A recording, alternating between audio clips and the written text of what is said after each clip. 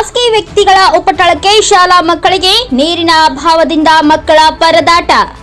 ಈ ಹಿಂದೆ ಸಮಾಜ ಕಲ್ಯಾಣ ಇಲಾಖೆ ವತಿಯಿಂದ ಕೊರೆಸಿದ ಬೋರ್ವೆಲ್ ನನ್ನ ಜಮೀನಿನಲ್ಲಿದೆ ಎಂದು ಕೋರ್ಟ್ ಮೆಟ್ಟಿಲೇರಿದ ನಾಗರಾಜು. ಮನವೊಲಿಸಲು ಮುಂದಾದ ತಹಸೀಲ್ದಾರ್ ಮಂಜುನಾಥ್ ಕೆ ಹಾಗೂ ಸಿಪಿಐ ಅನಿಲ್. 2012ರಲ್ಲಿ ಸಮಾಜ ಕಲ್ಯಾಣ ಇಲಾಖೆ ವತಿಯಿಂದ ಮುರಾರ್ಜಿ ದೇಸಾಯಿ ಶಾಲೆಯ ವಿದ್ಯಾರ್ಥಿಗಳಿಗೆ ಕುಡಿಯುವ ನೀರು ಪೂರೈಕೆ ಮಾಡುವ ಉದ್ದೇಶದಿಂದ ಕೊಳವೆ ಬಾವಿ ಕೊರೆಸಲಾಗಿತ್ತು.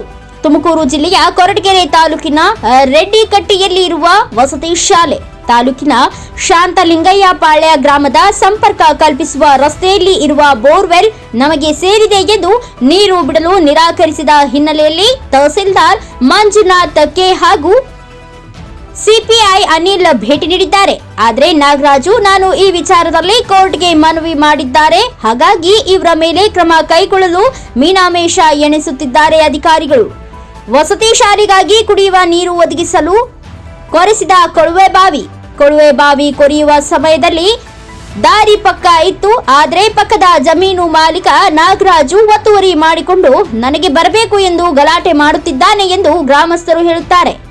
ಆದರೆ ವಿಪರ್ಯಾಸ ಎಂದರೆ ಈ ಜಮೀನು ನಾಗರಾಜು ಹೆಸರಿನಲ್ಲಿ ಇಲ್ಲ, ಈ ಜಮೀನು ನನಗೆ ಬರಬೇಕು ಎಂದು ನ್ಯಾಯಾಲಯದ ಮೆಟ್ಟಿಲೇರಿದ್ದಾರೆ. ಆದರೆ ಎಲ್ಲದರ ನಡುವೆ ವಸತಿ ಶಾಲೆ ಮಕ್ಕಳಿಗೆ ದಿನನಿತ್ಯದ ಕಾರ್ಯಗಳಿಗೆ ನೀರು ಇಲ್ಲದೆ ಪರದಾಡುವ ಪರಿಸ್ಥಿತಿ ನಿರ್ಮಾಣವಾಗಿದೆ. ಈ ಹಿಂದೆಯೂ ಸಹ ಇದೇ ವಿಚಾರವಾಗಿ ಪೊಲೀಸ್ ಠಾಣೆ ಮೆಟ್ಟಿಲೇರಿದ ಈ ಪ್ರಕರಣದಲ್ಲಿ ನಾಗರಾಜು ನಾನು ಕುಡಿಯುವ ನೀರಿನ ವಿಚಾರದಲ್ಲಿ ನಾನು ತೊಂದರೆ ನೀಡುವುದಿಲ್ಲ ಎಂದು ಒಪ್ಪಿಕೊಂಡು ಸಹಿ ಹಾಕಿದ್ದಾರೆ. ಆದರೆ ಮತ್ತೆ ಅದೇ ಖ್ಯಾತೆ ತೆಗೆದಿದ್ದು ಈಗ ಗ್ರಾಮಸ್ಥರಿಗೂ ಶಾಲಾ ಮಕ್ಕಳಿಗೆ ನೀರಿನ ತೊಂದರೆ ಆಗುತ್ತಿದೆ ಎಂದು ಗ್ರಾಮಸ್ಥರು ತಿಳಿಸಿದ್ದಾರೆ. Devaraja K, NKS TV4 news, Tumakuru. ನೀವು ನಿಮ್ಮ ಹತ್ರ ಏನಿದೆ ಅದು ಕೊಡಿ, ನಾವು ಕೊಡಿ, ದಾಖಲೆ ಕೊಡಿ. ಅಲ್ಲಿವರೆಗೂ ಯಾರೂ ಕೂಡ ಇದನ್ನು ಟಚ್ ಮಾಡಬಾರ್ದು. ಇದು ನಾವು ಸರ್ಕಾರದ ಅನುದಾನದ ಅಡಿಯಲ್ಲಿ ಬೋರ್ವೆಲ್ ಹಾಕ್ಸಿರೋದ್ರಿಂದ ಈ ಸರ್ಕಾರಿ ಸ್ವತ್ತಾಗಿರುತ್ತೆ. ಯಾರು ಜಮೀನಲ್ಲಿ ಹಾಕಿದ್ದೀವಿ ಎರಡನೇ ಪ್ರಶ್ನೆ. ಅದಕ್ಕಿಂತ ಮುಂಚೆ ಸರ್ಕಾರದ ಅನುದಾನದ ಅಡಿಯಲ್ಲಿ ಹಾಸ್ಟೆಲ್ ನಿರ್ವಹಣೆಯಿಂದ ಖರ್ಚು ಮಾಡಿ ಹಾಕಿರೋದ್ರಿಂದ ಸೊ ಇದು ಯಾರೂ ಕೂಡ ಇದನ್ನು ಟಚ್ ಮಾಡಬಾರ್ದು.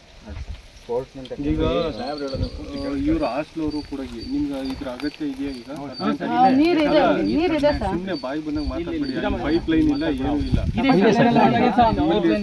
ಕರೆಂಟ್ ಕನೆಕ್ಷನ್ ಇಲ್ಲ.